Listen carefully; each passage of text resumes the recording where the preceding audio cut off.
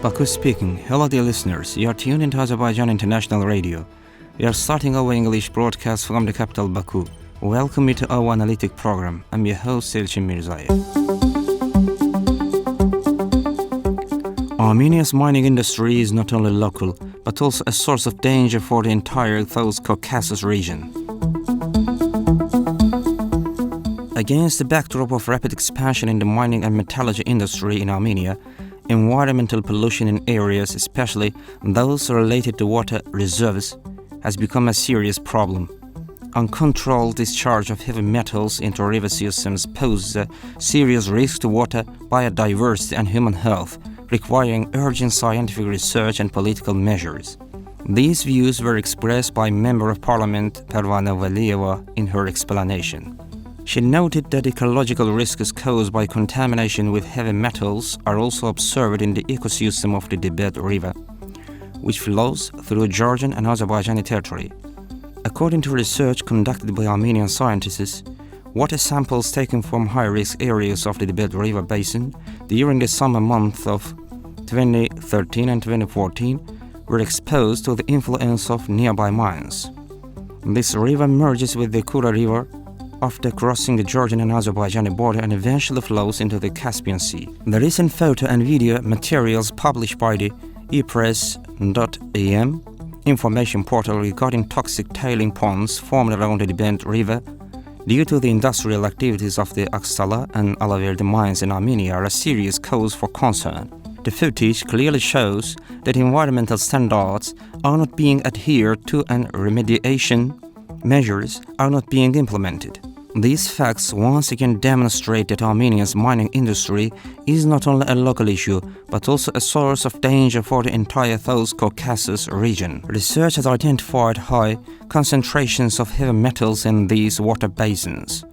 In some regions, the level of pollution is so high that it poses a threat not only to aquatic life, but also to human health through the use of river water for household needs. Despite all appeals made, Armenia has yet to provide an adequate response. International organizations and regional partners should demand immediate action. The main goal should be to share environmental impact assessment documents with all affected parties and establish conditions for independent monitoring of pollution levels affecting the Caspian Sea region.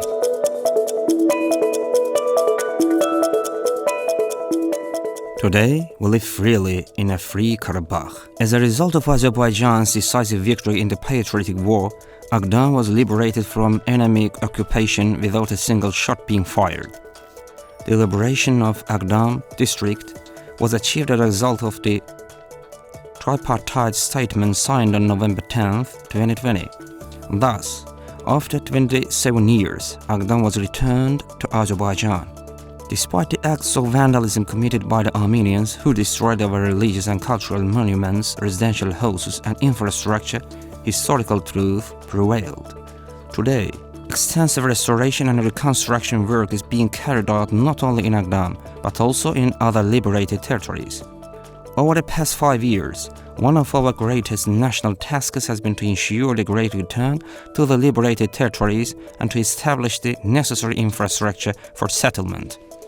As a result, hundreds of kilometers of roads have been built, bridges have been constructed, dozens of hydroelectric power stations have been established, airports have been built, and urban planning plans for our cities and villages have been approved in accordance with the accepted program.